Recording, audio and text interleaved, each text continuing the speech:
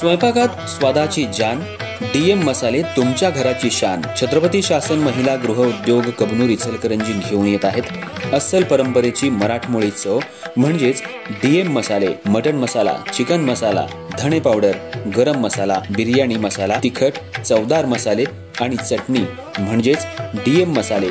तर आजच आपल्या जेवणाची रंगत वाढवण्यासाठी केमिकल विरहित डीएम मसाले, गृहिणींच्या मनातले मसाले आणि चटणी अवश्य वापरा। डीएम मसाले महिला बचत गटाद्वारे करणारे स्वच्छ माफक दरामध्ये म्हणजेच डीएम मसाले। संपर्क दिव्याताई मगदूम, मोबाईल 91 30 80 22 55।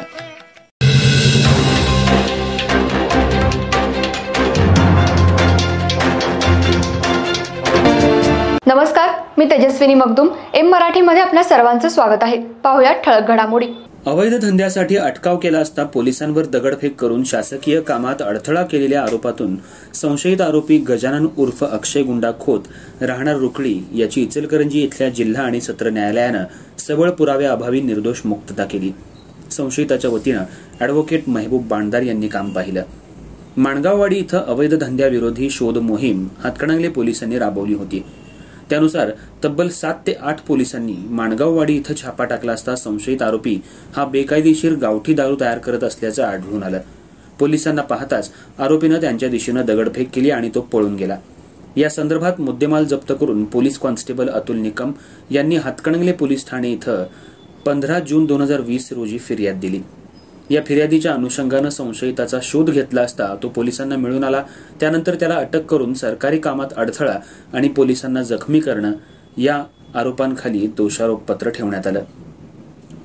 हा खटला सत्र न्यायालयात चालणारा खटला असल्यानं जिल्हा आणि सत्र न्यायाधीश मिलिंद भोसले यांच्यासमोर या प्रकरणाची सुनावणी सुरू झाली। सुनावणीत बचाव पक्षानं घटनास्थळ पंचनामा कबूल केला। सरकार पक्षातर्फे फिर्यादी police constable Atul Anandrao Nikam, police constable Lakhanraj Bajrang Sawant यांच्यासह तपासी अधिकारी police head constable PY Patil यांच्या साक्षी नोंदवण्यात आल्या। मात्र ओळख परेड नाही, जखमींचे दाखले नाहीत, ड्युटी रेकॉर्ड नाही, फक्त एकच दगड जप्त यावरून संशय निर्माण होतो आणि संशयावरून अटक केली आहे हे तपासी अधिकाऱ्यांनी दिलेलं उत्तर हा युक्तिवाद बचाव पक्षाचे वकील ॲडव्होकेट महबूब बांडदार यांनी मांडला।